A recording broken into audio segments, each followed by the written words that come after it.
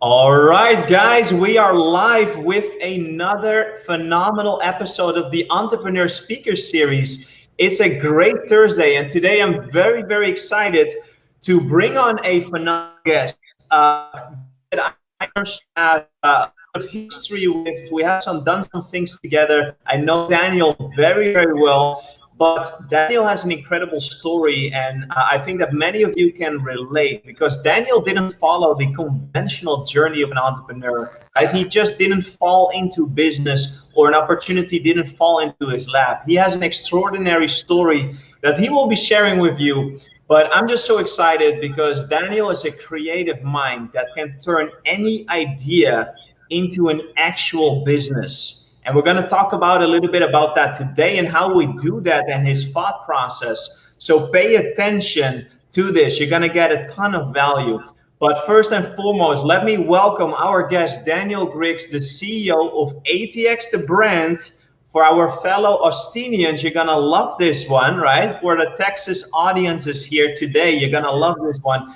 Daniel is born and raised in Texas, and he's Texan all the way through the bones. So Daniel, welcome to the show, and thank you for coming on. It's how are you today? I'm doing good. Thanks a lot for inviting me on. Happy to be able to share my story with everyone. Of course. So we were talking earlier a little bit about how I know we're both very very busy, always on the go. I was asking, how have you dealt with this whole shift during 2020, the pandemic, we got the lockdown. Now you're working from home, wearing your kids' headphones, right? Talk to us a little bit how that is like, because I know you're a highly energetic personality, right? You like to move, you like to be on the go. So how's that like to be in the house and even a little bit taking the freedom away when we got a mandated, enforcement to stay at home. Like, how did that feel for you? Yeah, it's definitely adjustment, especially when we're talking about being able to freely move and do certain things. I mean, now I have to schedule everything around the kids, their virtual learning, and then my wife is at home as well and working, and so we have to really coordinate our schedules a lot. Even this right now, I have my daughter's headphones on because they broke mine. I'm actually in my son's room.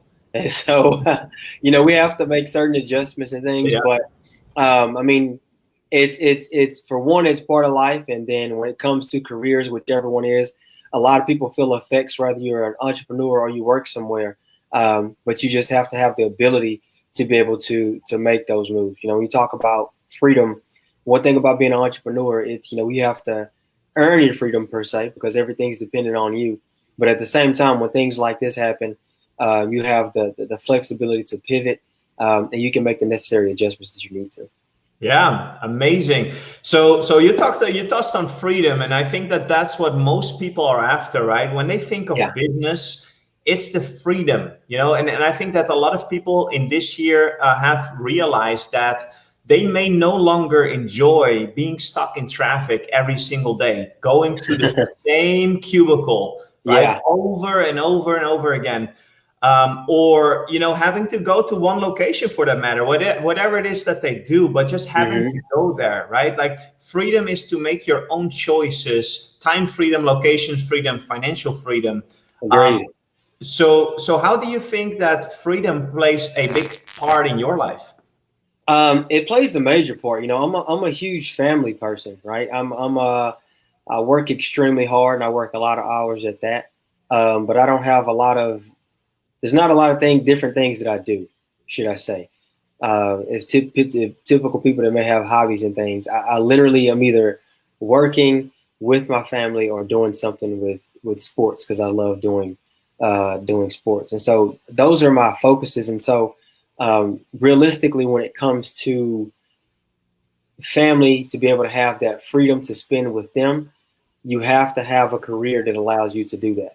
Even if you go through a lot of stress and different things like that, you have to have a career that allows you to do that, so you can at least create that time. When I say freedom, what I think about is that it has to be created, and so you have to have an avenue to allow you to create that. And so my business, it allows me to do that.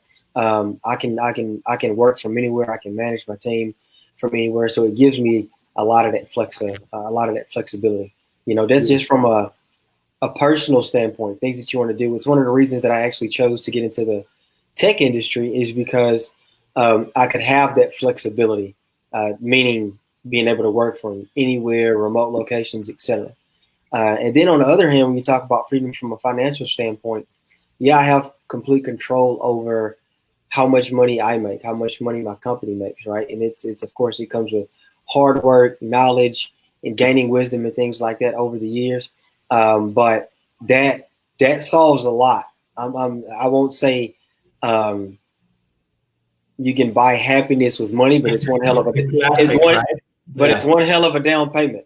Yeah, it's what provides that freedom. And one book that actually changed my mind was a book by a lady named Jen Scenario. I forget her last name. It's like Italian or something, but it's called "You're a Badass at Making Money." And she literally changed my mind about how you think about money and how it actually creates that freedom for you. Beautiful. No, that's incredible. And I think that most of the people watching this today, Daniel, I think we're all in pursuit. And I believe that the fundamental of any human being, right, is safety. If we can create safety and security, right, and usually that is through some form of a financial compensation, so we can pay the bills and create a roof above our head, right? The next evolution then becomes like serving other people. Yeah. So I think it's such a noble thing, and even our duty to have financial freedom, because there's still people that might be struggling with the concept like, oh, I cannot have too much money because then other people won't have any, right? There's limiting beliefs, but I believe that any person it's their duty to create financial freedom, because once you have met that that financial need, you can then focus and repurpose your focus towards helping and serving other people. Very true. 100% true. And that book, what you just said, it basically touches like that, right? But in 269 pages worth of information, but it does, and it changes your mindset when we talk about freedom and finances and how it helps build that. Beautiful. And Daniel, before I always like to take our speakers back, right? I like to take them back to the beginning. But before we do that, could you give us just a quick overview? Because you do quite a few things, right? You have ATX the brand, but under ATX the brand, and I know, right, I have single-handedly been involved with your business, and I know that you have your hands in a lot of projects. But can you give our viewers who may not know you yet, what is it that you currently do, and give us a little bit of a background in why you chose to go that direction? Most definitely. So my core companies, would you say, with ATX the brand and ATX Web Designs. ATX Web Designs is basically our development company. Develops out the mobile apps, websites, things like that. ATX the brand is really that structure that it's more of consulting, especially digital consulting and creating game plans. And so when people have an idea, fortune companies that want to expand their product line, or funded startups that actually want to come in and start a business, but they have like a SaaS type business or something like that. We basically break down the entire game plan for them to be able to take them from idea to fruition. And it's more than just, hey, we want a website for this audience and we wanted to do this. It's a game plan of breaking down exactly what it's going to do, who the audience is, where their audience is at, where they want to start from, price points, etc. It's not a business plan, but it's like a digital business plan. So everything is going to be put online. As you know, most people businesses are constructed online. And so we take that idea and basically give them the blueprint, is what you can say, for them to be able to build that out. If you're getting a home built, they don't just go out there with hammers and 2x4s and start building a home from what you're saying. Right? You have to have a blueprint. And then once you have the blueprint and you see where everything is at, that's when you start picking out the details and moving further. So we're the ones that create that blueprint. And then they can either take that if they have an internal team, or our development company, ATX Web Designs, is the ones that comes in and is the builders for it and develops everything out. Now, to your point of why we created, we have when you're saying I have my hands in quite a few things, we have our own entities as well. things that we create internally, part of our portfolio, are predominantly going to be projects that's going to help improve the community or it's going to be industry disrupting. And when we create these things, the point of it was kind of going back to what you mentioned, helping other people. For the past 5 years, predominantly everything I did was based on really just hustle, just building a business, right? Mm-hmm. Building up a business, getting in clients, growing the company, etc. And honestly, I would say about the end of last year, I kind of had this, I don't know how to describe it, but it was like, what am I actually doing to help others? I didn't really feel much of a purpose when you can say, hey, I helped a company or an entrepreneur or a startup, take or their I help them make money, right? That's the goal. Yeah, it's not that's so generic, and so for me, I was like, how can I actually liberate a community of people? How can I actually create something that's going to make people's lives better in some kind of way? And so that's when we began creating different projects that we have. One of them is a mobile app called Vent Space app, and it's actually targeted towards helping people with mental health. It's an anonymous platform because when we do research on every project before we begin, and when we did the research on it, majority of people, they don't want to put things on Facebook or Twitter or Instagram because someone can find out who they are. They need to let things out. These aren't in like any type of bullying way or anything like that, but it's like I have things in my mind that I need to let out, especially during this time, financial problems, health, family, etc. And people needed a place to vent. And so we created it in an anonymous platform. There aren't any profiles. There's not a like button. There's only a relate button, so others can know they're not the only ones. And then we even connect with different therapists and therapy companies to push them towards that if they need additional help or someone to actually talk to. But that's just like one of the platforms that we create that, again, helps a community of people and helps them get these things off their mind. So in a nutshell, that's what my core business is, ATX the brand and ATX Web Designs are. And you touched on something, Daniel, that is very important in my community right here and the people that are currently watching this, right? Helping other people is really at the core to what we do, because I think in that sense we're very aligned, because we believe that building business, it's solving massive problems. And by solving massive problems, sure, is money a byproduct? Absolutely. But the core values is to help solve problems so people can move forward, whether it's a solution in their business or whether it's giving them a business or whether it's educating them, right? Whatever it may mean to them, but by serving humanity, right? I believe that overall you're leaving such a big ripple effect into the global marketplace that in their turn, those people can then go and educate their communities with what they learned. And this is how we help humanity thrive. So it's a much higher calling. Yeah. And what I would say to that point is what I like to say is that making money feels good, but when you help other people, it's joy. Yes. And that joy is like it's a very internal thing, right? It's like you feel it in your spirit. So that feeling right there is hard to even describe. So that's why we love helping communities. Beautiful.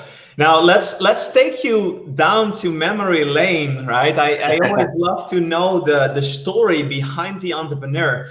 So tell us, Daniel, how did you, because you didn't start this way, right? You didn't start as an entrepreneur in ATX, the brand. As a matter of fact, you were an athlete before. You were actually participating in the pro football leagues. Yeah.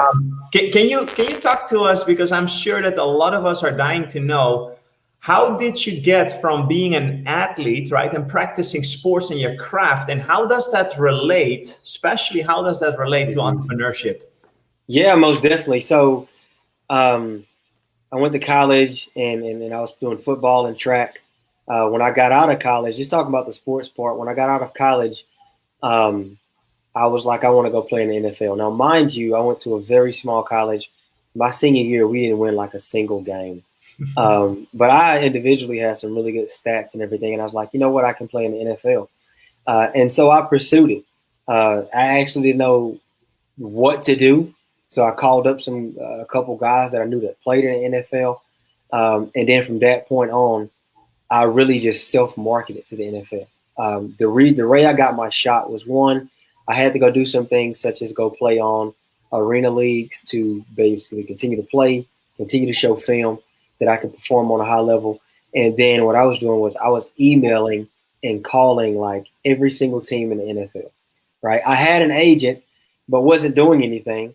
And so I took the liberty and I took the initiative to go ahead and just contact these teams myself. So I went to I was doing marketing and didn't even realize I was doing it. And so what I was doing was I was going to every NFL team's website. I would look at their roster, see who played my position. I would look at their height, their weight. I Google them, see how fast they were. So when I approach these teams, I can say, hey, like 5'11", 190 pounds, I run this fast. You have people on your roster that match my criteria in these positions. This is what I'm good at. And so I was pushing this out to them. And I remember like every time I talk about it, I have the visual. But I was sitting in me and my wife's former house, and we only had our oldest son now, and he was about 3 months old. And so I was emailing teams, and honestly, I got tired because it was tiring going through every website and stuff. Yeah. And I was like, you know what? I made the dedication to finish this list. I'm going to finish it. And so it was about 4 or 5 more. 2 on that list was the Jacksonville Jaguars and the New York Jets. And so I emailed them and sent the information out, and everyone else. The Jaguars called me in like 30, 45 minutes after I sent it to them. Wow. And then the New York Jets contacted me early that next morning. And so that's in general, that's my journey to get my opportunity to play in the NFL. It wasn't that I was some you were not scouted. You were not born into like a family with a long history into the NFL. You didn't have connections. Exactly. And so, you know, it was a difficult process. What I would say is that I went into it with the mindset that all of that other stuff didn't matter. I probably didn't even know most of it, and it probably benefited me. When I'm talking about know most of it, I'm saying like how difficult it is to actually get there. For me, it was just like, I'm going to get there regardless. Like, I can make it happen. But, you know, I wasn't somebody that was on ESPN or Sports Network and they were talking about all the time, right? I wasn't some kind of draft pick. I was literally a nobody. And I was contacting these people. I remember the Houston Texans. My roommate from college, was also a teammate of mine.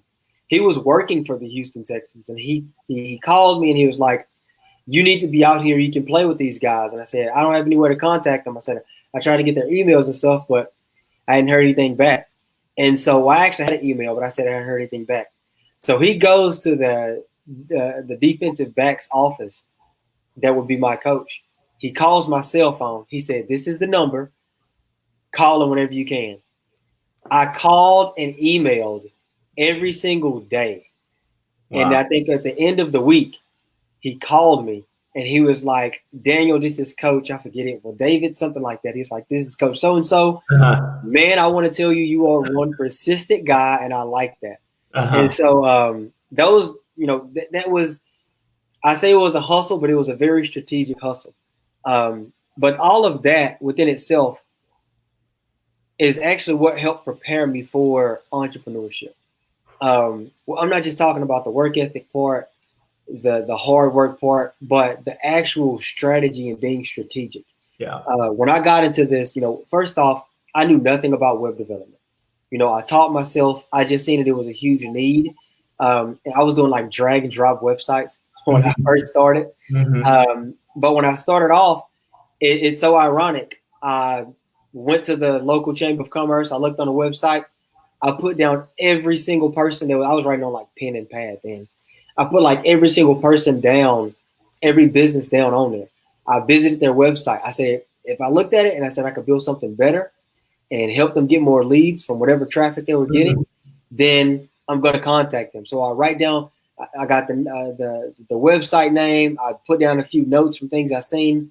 If I could get the decision makers or the owners' information, because it was very small, mom and pop type of companies. If I could get their information from the website, then I did that, and I'd ask specifically for them. And that was how I started. I mean, my very first client, I was in traffic driving home. I was about a mile away from my house, and it was a pest control truck. in front of me that had the full body wrap. And I was like, it's a nice looking truck. So I was like, let me see what the website looks like. I went to it. It looked absolutely terrible. Yeah. I called him in traffic right behind him. He answered. It was the owner. I told him I was local. I seen his website, blah, blah, blah.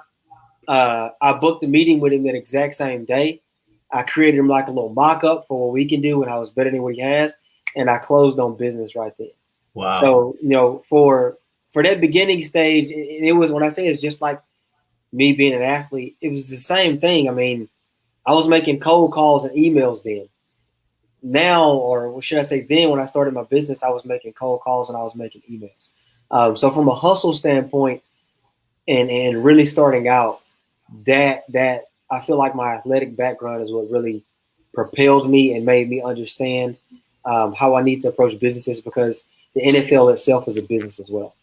Yeah, and Daniel, for some of the people who have never played at an athlete level, right? I think that all of us, we grow up, if we go to school, that there's some form of, you know, leisure sport or like some sort of physical activity, but not per se at an athlete level. So for those of them who don't understand like the environment of an athlete, what are some of the habits that they teach you? Like, where do you think that your persistency, where your mindset as a go-getter, right? Like, my mind is fixed on this one goal and I'm gonna pursue it. Like, where do you think that comes from?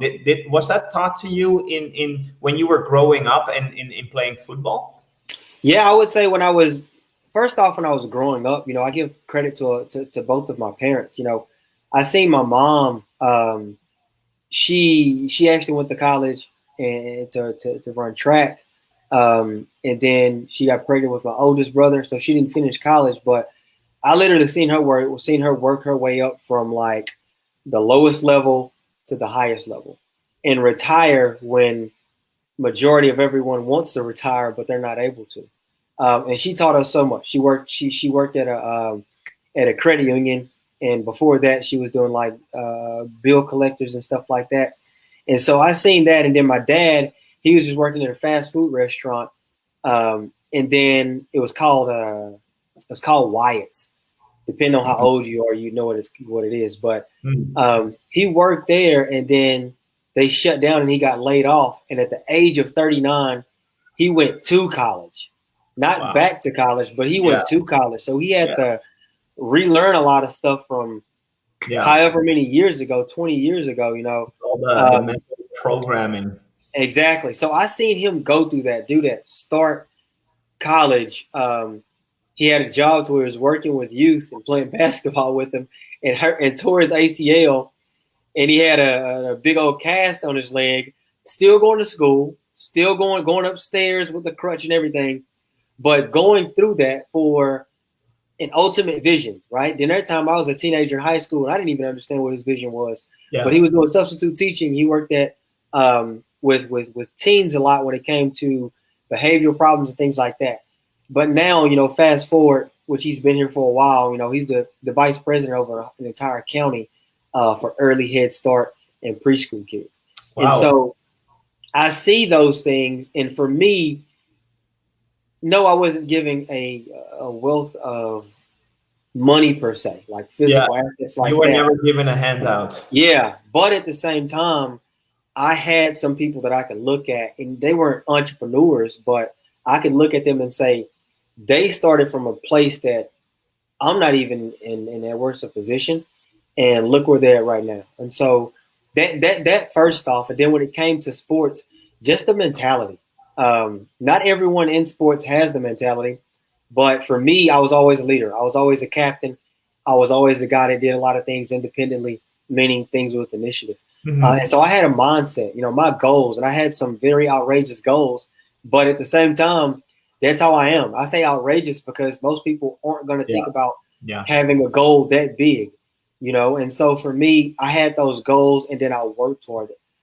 So it's a mindset. Everyone's strengths are completely different, but you use the strength that you have to at least get to that first milestone, that first phase. What I mean by that is my strength was that I had experience creating a cold call list and a cold email list which I didn't even realize I was doing, and then reaching out. I was just like relentless in, I have to make this work. I did the same thing when I was trying to go to get my opportunity in the NFL. I have to make this work. So yeah, you're going to do anything that you have to do, but at the same time, being very strategic with it. And I do the same thing when it comes to business. So you touched on a couple of things, like you said you didn't realize that you were doing it, right? You mentioned your first client and how you closed them down. You mentioned how you were pursuing all the NFL teams and studying their website. Today, as a marketing company, right, now you can put like strategy or some terminology behind that to understand what you're actually doing. Exactly. But how would you describe, Daniel, like when that came to you, right? That's a vision that you got. You had the vision at that moment that that would be the right thing that would get you there. Now, let's dive in a little deeper and apply that to entrepreneurship. How do you apply today vision of maybe a project that comes to you or like a problem that you're running into, and then visualizing that idea and then the vision behind it to create something out of that? Like, what is your process to create something tangible out of just an idea? So I'm a huge visionary person. When I have goals, I literally see it. Like I can, it's the best way I can explain it is that I can see it. So I'm a huge visionary person. If I have a vision, what most people think is, okay, I'm going to work hard and I'm going to do everything I can do to make this vision come to life, which of course you need to do that. But to really scale up to, if you have a huge goal, a big dream in mind, you have got to be strategic with it. And for me, I would say the number one thing was gaining knowledge of everything that I was trying to do. The reason I say that is because people, there's a guy that's is going to be my coach, business coach, but he told me something that's very realistic. He said, you can hustle your way to up to $3 million. But consistently, for people to get past that $3 million phase or $1 million, even six figures, you have to be strategic. And everything that you do has to be with intent, right? And so when you have a vision, you write down that vision, the things that you see. The knowledge that I gain, which I'll relay, is that one, always be open to being flexible, not with what your vision is, but the way to get to it. That means the path that you'll have to go, right? You can envision a path and do those things. Don't say I'm just going to let it, however it comes. It's not intentional, right? Yeah. But be willing to pivot and make adjustments to however it is that you need to. That's one thing. The next thing is you wrote down a vision. It's time to start doing strategy. You see this whiteboard right here behind me? Get you a white. Look, if you're talking about money and you can't afford a whiteboard, do what I did. I got this like 3 or 4 years ago. I went to Home Depot and they got like these sheet kind of things, whatever it is. It's like 8, right? It's like 8 feet. Yeah, it's like 8 feet long. It costs like $13. Get it, tell them to cut it for you. Whiteboard sticker. I got one of those. Exactly. Yeah. Pin it up and start writing down strategies, studying and understanding how you can get to these things. Then the third thing, what I will say is, you got your vision and be willing to pivot. You're writing these things down. The third thing I will say is implementation. And this is something that I will admit in complete transparency. I would implement, but I noticed that when I get to a really big point, meaning this idea is actually about to it's about to happen, I would have hesitation. I have no idea why. And I didn't notice this until last year. And I was like, why is it that when I get to like this point to where it's like things are aligned and it's about to boom happen, I have hesitation for some kind of reason. And real quick, what happens to you when you feel that hesitation come up? Is it fear that kicks in, or like worry or doubt? It's fear. I'm a very confident person. We all have doubt come in our mind, but fear is what will ruin everything. Yeah, and it will be fear. Yeah, and it would be. I mean, I'm being completely honest with you. I would be in such big positions, and I won't say I would think to myself, these are thoughts that will pop in my head. Like, do you even belong? Like, do you belong here? Look at some of the people that you're standing by, some of the people that you're associated with, right? That I may know, they don't know anything about me. And it's like, Yeah. do you even belong here? Like, you're in a huge position, a huge spot. Yeah. And so I had to change my mindset to an athletic mindset, because athletically, you can put me in any sport, in any position, and be like, I'm an athlete. I can do it. Let's go. Yeah. I belong here. I belong here. Yeah. And so I had to switch my mindset. And I was like, look, you belong here. Not because this is just some kind of luck or something that randomly happened or is given to you. You worked hard, and you put yourself in this position. And so very intentional. Yeah, that's part of the implementation part and process. So let's talk about that, because I think that everybody can relate to this, right? The moment that they have been working towards and they are about to make a decision, right? I see it in business all the time, among clients, among team members, among community that we're trying to serve. The moment you present an opportunity, which is the right fit for them, right? It's fear that creeps in, and they will come up with any kind of excuse or like some sort of a self-talk not to do it. Now, what would you advise now that you have learned how to, I don't know, have you learned how to overcome that fear, Daniel, when you're about to break through? Yeah, I have to, first is recognizing it. Now, because I actually wrote down for 2020, I was going to do a lot of like self-development type stuff. Yeah. And for me, self-development means understanding who I am and why I make the decisions I make. That's how I was able to figure, when I figured out just like that fear part from last year. What I would say is that, one, you have to recognize it. You have to recognize at what point is it that I start to fear. And that fear can come in different ways. It can come in terms of doubt, procrastination, hesitation, etc. But you have to recognize when it happens. Once you recognize when it happens, you then have to tell yourself, I'm about to come over this, and whatever it is that I had the vision or idea to do, I'm going to do it. Things may go wrong, but the opportunity that I have is to be able to be flexible and adjust and make it right if it does. But, look, I'm going to prepare for things to go, prepare so that things go the best that they can go. And if things don't go the best they can go, then I need to make adjustments and figure it out. And risk factors are going to differ. There's different risk factors. There's things. The thing about me is that I take big risks. I really do. Like I don't do them from I take good educated risks is the best way. Right. But they're going to be big risks. But regardless of what your risk factor is, I want to tell you, most people, you already know when you hit that fear level. You just have not told yourself that. Literally write it down and say your name and say, you have a fear and doubt every time you get to this point with everything you do. And if you do it in business, you probably do it in something else, relationships, friendships, etc. So write that down.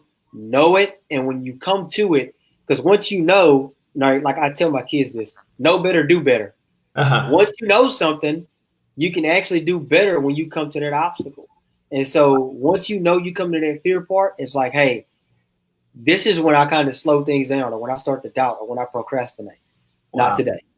So it's almost like you created some sort of a self-hack, if you can call it that way. You became aware of your own limitation, that when maybe anxiety is starting to boil up in the background, you became aware of it. So you're saying that once you become aware, you can now act on changing that emotion, right? Because if you allow fear to kind of linger in the body, right, it starts to create an emotion. And the longer that continues to go on, that emotion grows stronger, and the chances for you moving forward become smaller by the day.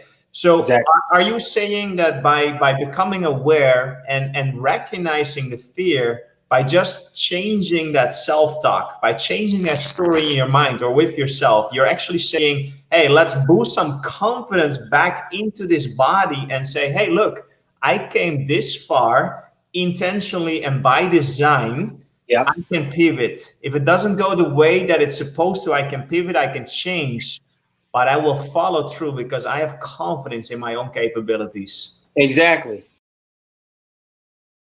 All human. It doesn't matter who it is. I'm the type of person that will, if I have a fear or doubt, it's going to be very difficult for you to ever even know it, stress or anything else. Yeah. But we are all human, and so we all come towards some kind of point in life, and we have that fear. And so, just like you said, look, I'm capable of this. I got myself to this point. This was by design, and so I can get myself past this. And I could be overthinking, or I could be, over my head. But regardless, I'm going to overcome. So Daniel, would you say that you're physically capable of changing your state of being, right? You can be scared or you can be excited. Would you say that you have the power to change your state at any given time? Yes, exactly. You do. I mean, our minds are so powerful, and the things that we just put out, like the reason if someone is stressing and they can't sleep at night is because their minds are just running. But flip that opposite. If you flip your mind opposite and like not just saying, oh, I'm not going to stress because things are going to work out, but like, look, I'm going to have something intentional. I'm going to be very specific with what I do. This is by design. I'm not going to let this fear or doubt overcome me. And it helps trigger your mind, and you approach things completely different. And you'll see things begin to happen once you start doing that. Yeah, and I think, guys, this is so incredibly powerful. And Daniel, we had some phenomenal guests that are absolute experts in this area, right? The neuropsychological reaction of the human body, by understanding the brain and the brain responses, the chemical reactions that it creates. If you operate at that level, you become very, very aware of that internal dialogue that we all have, right? And even people that are not aware today, we all have them. Because it's a thing called the brain, right? You might identify, you may believe right now that you are the brain, whatever thought comes to your mind. But in a crazy way, if you could separate yourself from the brain and your identity, and like you mentioned, you become high level aware of the dialogue that is going on, you have a choice, right? Either you give into the fear or you move away from it and say, hey, flip that switch, like you mentioned, and become excited about this big deal that I'm about to enter. Exactly. And I say that I'll give you an example, and a reason that I wish I had this when I was doing sports. But my opportunities in the NFL, I worked so hard, and even when I got there, I believed I was supposed to be there. But when I had my opportunity on the way up to it, when I was doing my training, so the Jaguars was like, we want to work you out in like 6 weeks.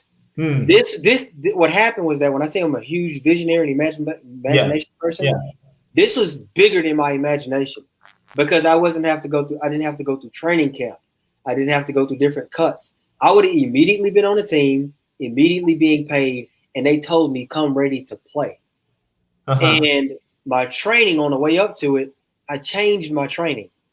And the reason I changed my training was because I was looking at other guys and I was like, I'm going to do what they're doing because they're already there and blah, blah, blah. But the thing is that you're going to model success. Yeah. But the thing is, success comes in so many different ways. And I had to do what worked for me. And because I didn't do what worked for me, when I went to perform, it was basically a failure. And what I mean by that was that's a form of fear. I was not confident in myself enough and what I typically do enough that it was going to not get me to the point because I was already there, but it was going to solidify me at that dream, at that goal, at that vision. Therefore, I looked abroad and was like, well, I'm going to do what he or she did because they're already there. But like I said, success comes in different forms. And so that's just like another example. That's like I call that the biggest failure in my life. And I hold on to that, not from a regret standpoint. Well, of course, I wish I would have stuck with what I did. But from the standpoint of whenever I come to obstacles or whenever I come to dreams like that again in life, I need to stick with what works best for me. Beautiful. But hey, I believe that, life is forever in becoming, right? Like the failures or successes from the past, won't determine who you are moving into the future, even today, the present moment. So I think that's a beautiful lesson because you were a young buck right then right? You were hungry and fresh Yeah, out of college, and you were competing for that spot, and you need some sort of a reference, a guidance. true. But would you say that you mentioned earlier that you have done quite some self-development work, right? Would you say that you're more in tune to who you are today? You found your purpose through Yeah, entrepreneurship that really gives you yet that your own identity, your own ways. yeah, it does. Entrepreneurship has actually it allows me to think so much more freely and openly. What I mean by that is, if I was working for someone and they confined me only to one thing, then my Yeah. mindset, it could go outside of it, but it still, is limited to that until I Yeah. break away from it. So for me, being an entrepreneur, it's opened up my mind and been able to see and be able to help so many other people. And what I mean by that is understanding that mindset as well. I study two people predominantly right now, entrepreneurs, which is one of them is Robert F. Smith. He's a billionaire. He's like the richest black African American billionaire. He is massive on just philanthropy.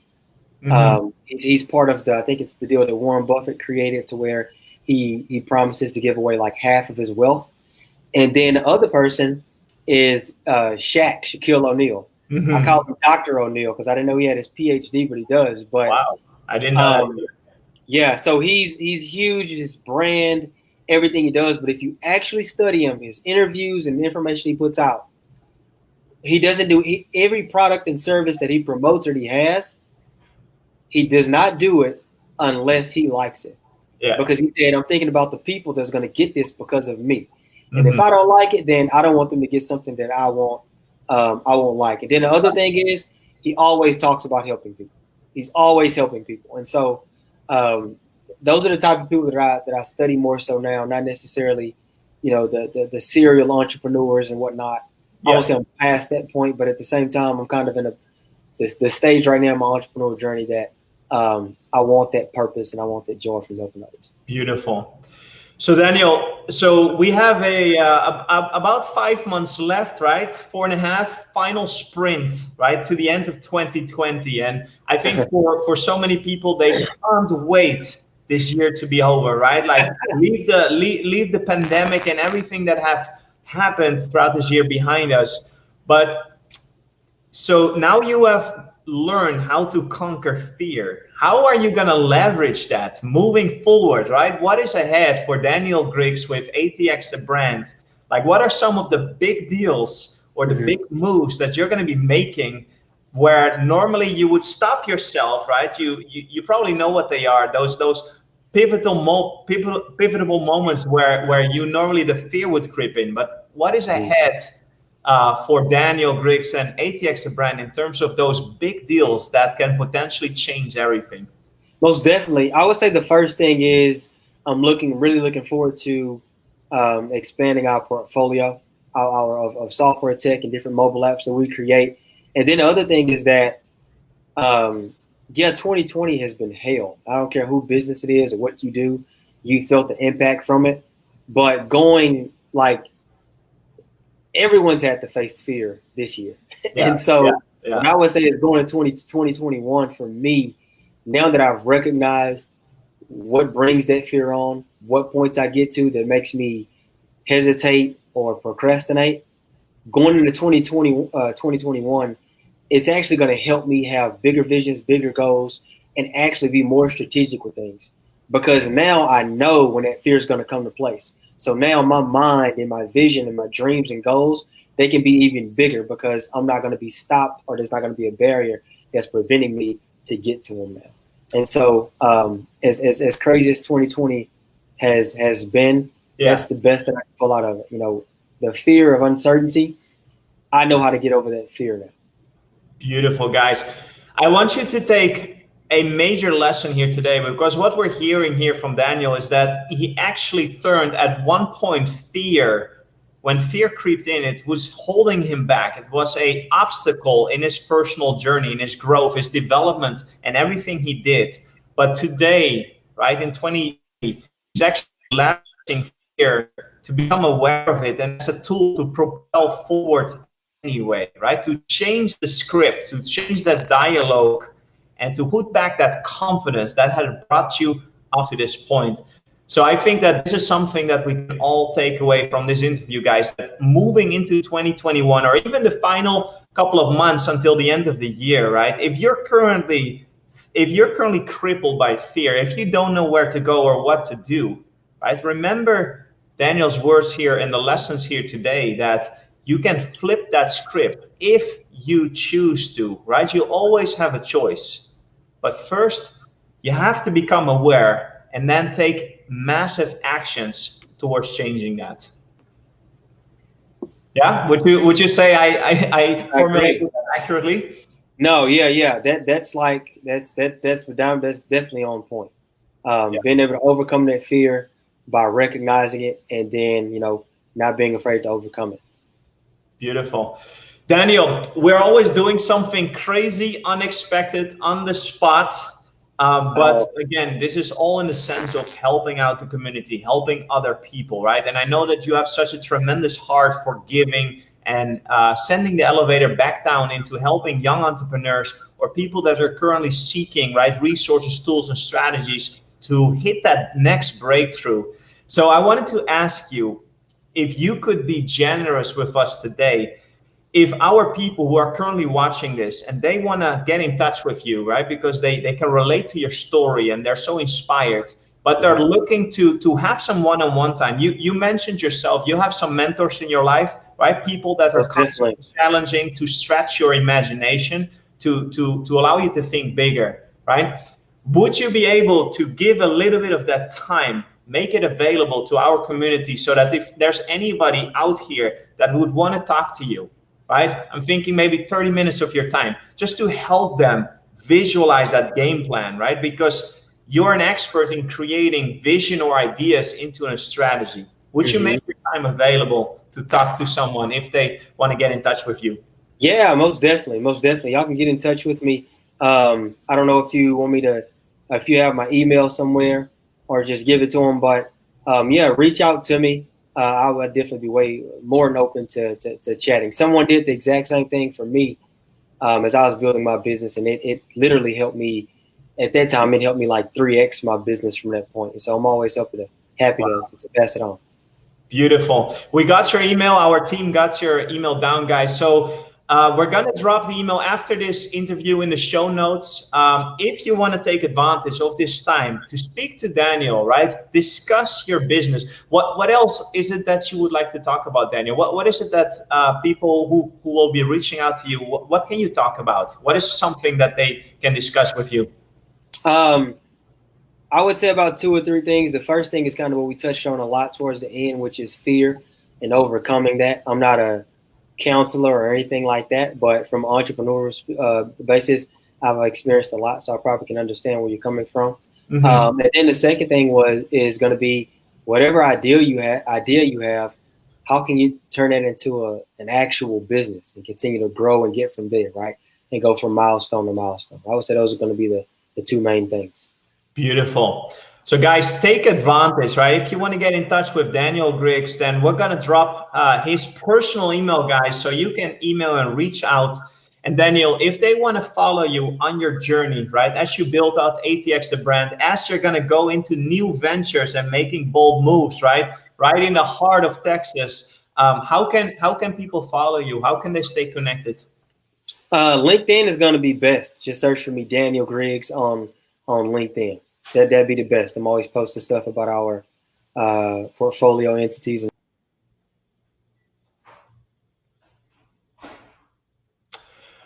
Oh, guys, I think we had a little technical hiccup here. I think we lost our speaker here today, Daniel. As we're coming to a close, let's see if he's hopping back on. I'm not sure if we have some weather problems, some internet problems going on. But wasn't this amazing, guys? From athlete turned entrepreneur and all the mindset and the lessons learned that he took into entrepreneurship. I'm super excited, and I wonder how you're going to implement this, right? I think this interview was full of golden lessons, but the point is, it all starts from becoming aware and then taking relentless action to implement. Because any more information or strategy without massive action, it's still going to be more information.